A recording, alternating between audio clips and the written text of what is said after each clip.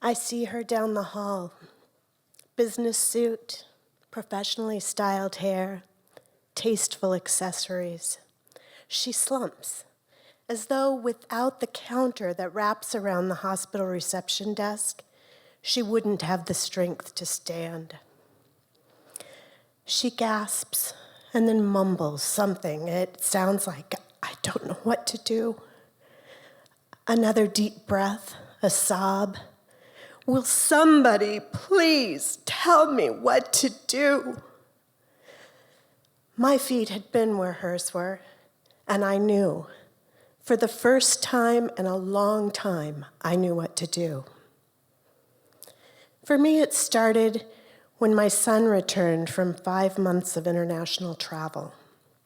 First, things were strange, and then it got really tough. Every night, right around dinner time, panic demands my attention. He brings his backpack up into the kitchen. It's one of those big packs, you know, the kind that parents buy their kids right before they go off to college on the East Coast.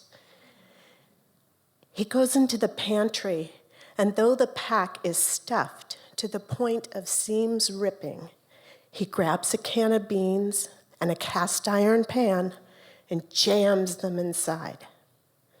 I try to convince him, why don't you stay home tonight?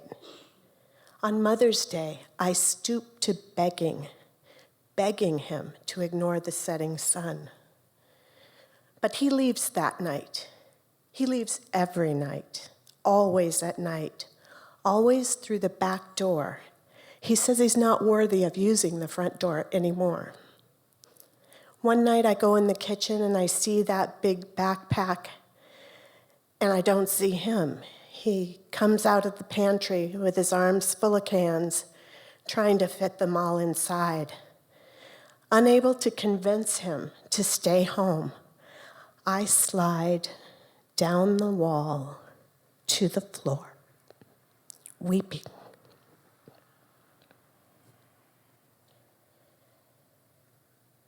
That's right, Mom. You should cry. Cry for injustice. Cry for hunger. Cry for world peace. But you don't need to cry for me. I am, though, crying myself to sleep most nights, waiting for a phone call. My son is lost somewhere in the city. He's out there searching for something in the dark, and something demands he travel. I'm the mom. I'm supposed to know how to fix this. All the professionals I talk to say, do you know about NAMI? You'll meet other families like you who are in similar situations, and you can learn from them. I don't want to talk to families. I want to talk to the experts. Well, as it turns out, those of us with lived experience are the experts. At my first NAMI family support group meeting, I cry for 30 minutes. Then I start listening and participating. I find myself picked up, propped up, supported in my journey of education, advocacy, and hope. You can't know what nobody told you. I say that a lot. You cannot know what nobody told you. None of us moms believe it, though. Moms are supposed to know. At a first week of a family-to-family class, 22 strangers wander in, looking uncomfortable. Some of them are sad. All of us are desperate to find the confidence we had before major mental illness joined our families. One night, about the 4th week of class, I go out to the parking lot with another mom, and as we walk, I look, and she just looks tired, just worn out. We walk, and she turns to me and says, "Sometimes I think I'd like to dig a hole in the backyard and bury myself, just to rest for a while." My compassion was insignificant beside her unshed tears. As the weeks go by, in family-to-family class, community builds, and people remember how to laugh again.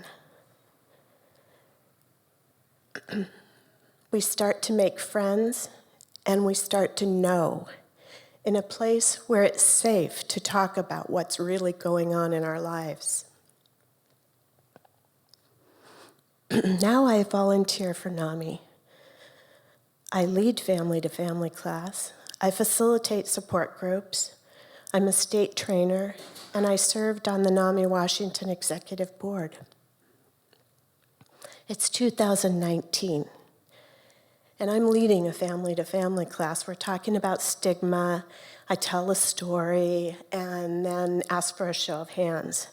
Raise your hand if you've received a casserole when your loved one was in the hospital or at any time as you've supported their mental health journey. 22 hands, well, 44. We each have 2.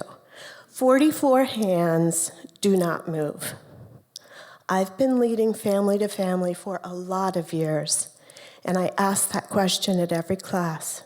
No one has ever raised their hand. People don't understand and don't remember that mental illness is a physical illness. They hesitate to walk towards something that's so unknown. People want to help, they just don't know how. Remember that woman at the hospital reception desk? I saw her down the hall. Her feet are where my feet had once been. Her anguish was the same anguish that I had felt. And I knew what to do. She tells me she's staying in a hotel that she can't afford not far from the hospital. She's rented a car she doesn't know how she'll pay for. Her daughter's had a mental health crisis and won't let her visit. I invite her to my house.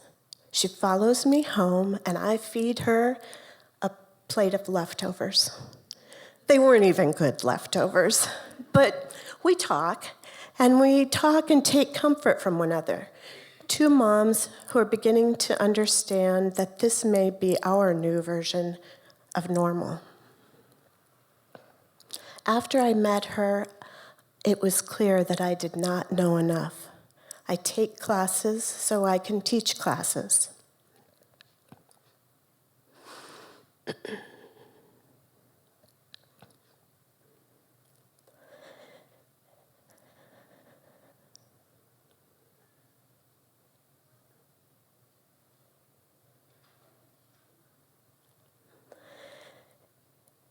I follow a script, but it's you who teach me. I decide to complete a certificate in social enterprise leadership. I buy a domain name, finish my business plan, and hope to start a social enterprise. Now let me tell you about today. So my son this year was accepted to the Port Townsend Studio Art Tour. It was months of stress, planning, painting, preparing. He was preparing for strangers to visit him in his home studio. And then he had a successful tour. He sold 3 paintings. And one day I went to visit him at his house. It was one of those early spring days, a glorious day on the Olympic Peninsula where the buds are just bursting out on the cherry trees, the blackberry vines are threatening, and I see a perfect-sized garden where I can dig. So I'm digging in the garden. He sits a ways off smoking, and we talk or are silent. He brings me fizzy beverages. And when it's time for me to go, I say, "Thanks for having this garden and for letting me dig in it today." And my son says, "That's what I want for you, Mom. I want you to be able to come here and do something you can't do at your own house. I want you to be able to come here and have a sense of purpose. And when you come to my house, I want you to find peace. Thank you.